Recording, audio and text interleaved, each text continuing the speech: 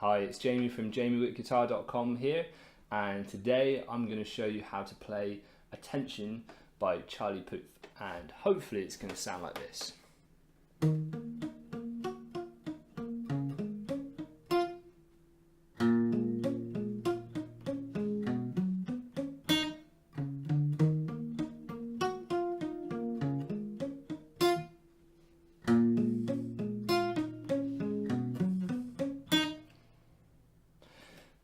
So it breaks down into a few different patterns. We have that first one there, which happens during the first verse and pre-chorus.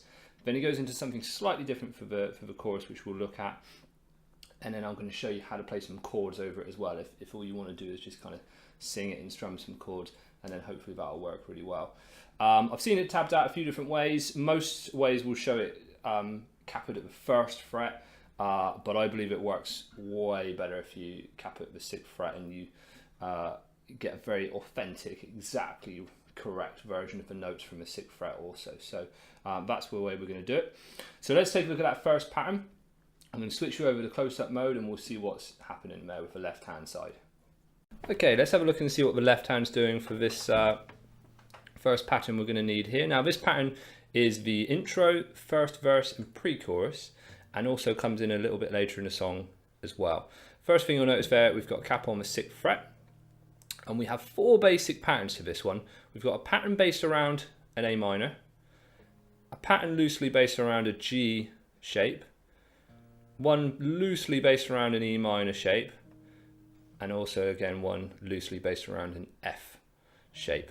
Now looking at that very first one, so the A minor, so we've got your middle finger and your third finger are holding down the 2nd frets of the middle 2 strings, and then we've got your first finger over here, 1st fret, 2nd finished string.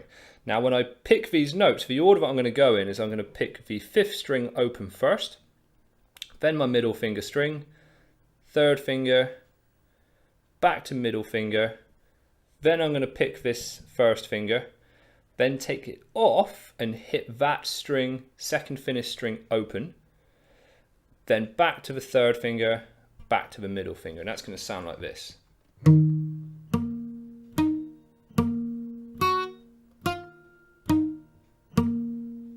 So that's my first pattern. Next up, we got the one that's sort of like a G. I say sort of because you don't really need what you'd usually think of as an entire G shape. You only really need this 3rd fret here on the very thickest string of your middle finger, and this pattern's going to sound like this. And what I'm doing there, I'm picking that middle finger string, picking the D string, 4th finished string open, picking the G string, the 3rd finished string open, then I'm holding down that same string with my 1st finger on the 2nd fret and picking that, and then I'm picking the 2nd finished string completely open as well. So that one more time. Okay, and then we go to the kind of E minor pattern, although again we really don't need very much of that chord. That one's going to sound like this.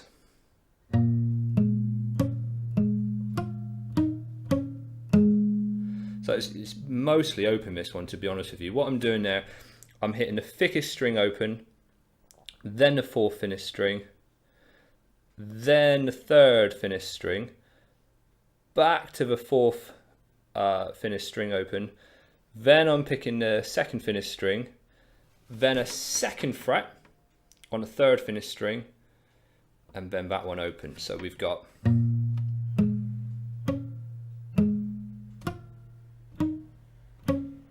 then finishing up again on a 4th string open there as well. And then the very last shape we've got here is it's kind of an F, but you don't really need to hold it as a full bar chord with that 1st finger clamped down. We only really initially need this 1st finger on the 1st fret of the thickest string. We need this 3rd finger on the 3rd fret of the 2nd thickest string, and we need your little finger on the 3rd fret of the 4th finished string, that D string, and then we're going to pick up through those. And then on the end now, what I did was I hit the 3rd finished string open, and then that very same string, middle finger, 2nd fret. So let's go through it all one more time, nice and slow.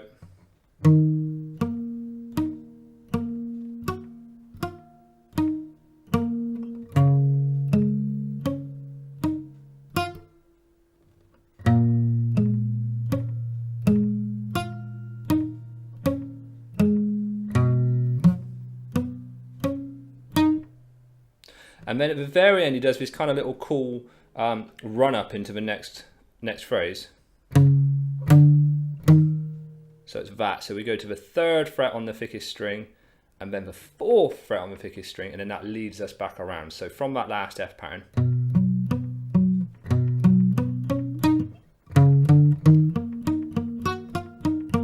So we got that. So looking at what the right hand's doing for this this main first pattern. What we're going to do is we're going to try to palm mute. Now what a palm mute is when you take the very edge of your hand here, and we're actually going to rest it along on the strings, just slightly to the left of this long white piece here, which is called the saddle. So we're going to want to actually rest that part of your hand just there. And what that's going to do is it's going to create this slightly sort of deadened effect, which we call the palm mute.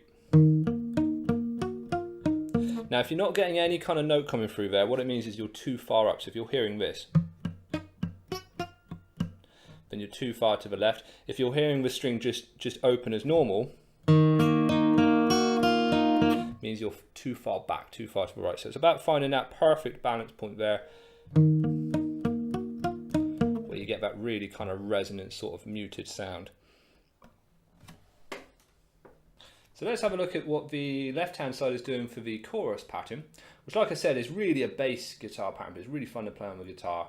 But only have a go at this if you know you're a bit more confident in your playing, perhaps been playing for a few years already. And what we're going to need is octave patterns. Now, an octave pattern, you take a root note. Our first one is going to be on the 6th fret on the 2nd thickest string. And what you do is you then add a note which is 2 strings higher, so 2 strings thinner, and 2 frets higher, so 2 frets to your right. Combine those 2 notes and you get what we call an octave. Now the pattern is going to go like this. So we're going to go bottom, top, bottom, top, bottom, top, and then we're going to do a hammer on 6th fret to 8th fret, both on the 3rd finished string. Then we're going to move our octave shape down to the 4th fret for the root note, so 4 and then 6 for that higher note. And what happens on this one, we've got bottom, top, a little bit of a pause, bottom, top, 5, 4 on the 3rd finished string. Then we move our octave shape to the thickest string for the root note on the 6th fret, and that's going to give us an 8th fret over here on the 4th finished string. What's going to happen there? We've got bottom, top, bottom, top, move to 2 and 4, still from the thickest string, and play a slow bottom top, and then we move our whole pattern up to 7 and 9, and then again we move to this time 9 and 11. So if I run all those thickest ones for you there, so it's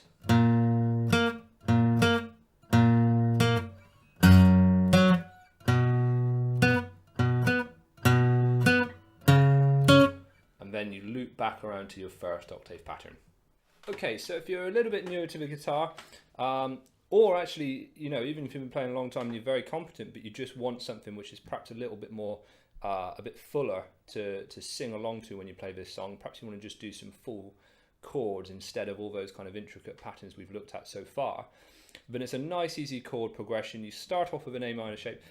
Got the cap on the 6th fret there, by the way. Start off with an A minor shape, middle finger and 3rd finger on the 2nd fret, middle 2 strings, 1st finger's on the 1st fret of the 2nd finished string. Don't play the thickest string, but when you strum a chord you're going to hit everything else. Then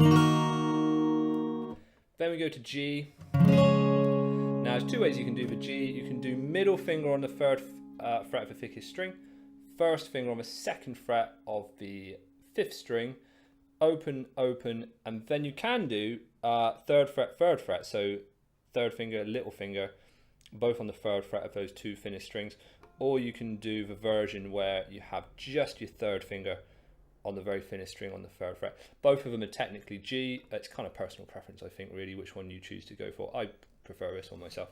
Then we've got E minor. Nice easy chord, that one, because you've just got middle finger, 3rd finger. They're on the 2nd fret.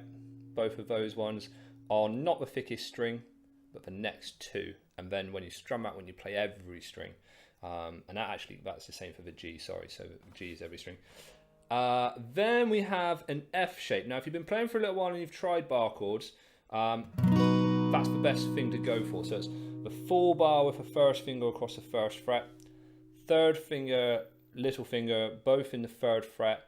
3rd finger is on the 2nd thickest string, little finger is on the 3rd thickest string, and then middle finger over here, that's 2nd fret, 3rd finished string. Strumming every string again for that one. If you've not tried bar chords yet, then you can try to play this shape instead, which is a little bit easier to do. Now that's 3rd finger, middle finger, 1st finger only. 3rd finger over here, that's in the 3rd fret of the 4th finished string. Middle finger here is on the 2nd fret of the 3rd finished string, and your 1st finger there, that's 1st fret, 2nd finished string. And if you can, try to only pick those strings, but it doesn't matter too much if you run through too far and hit that very finished string. It actually becomes F major 7 if you do that, but don't worry too much about it. So let me play that through for you.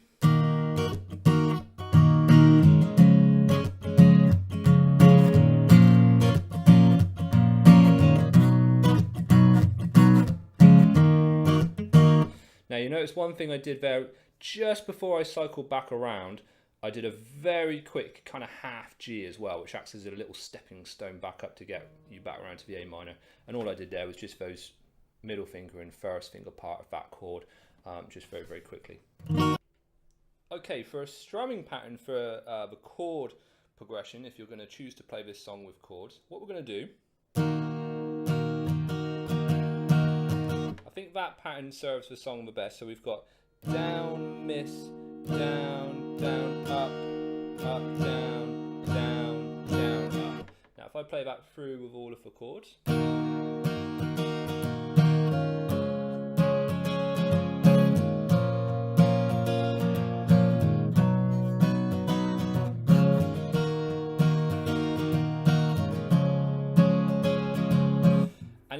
And if you get a little bit more confident with that, what sounds really good is if you can add a few sort of stops to that by allowing your hand to kill the strings.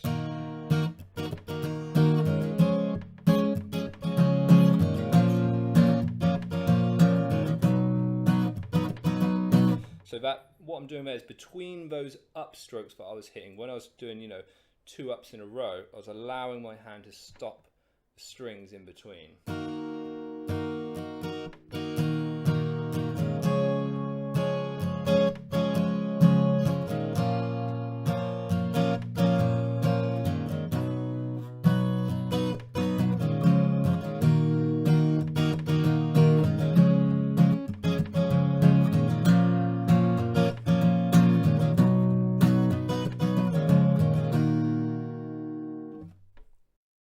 Okay, I hope that's helped. If you've got any questions about it at all, then leave me a comment just below, or indeed any suggestions about other videos that you'd like to see on this channel. Thank you very much.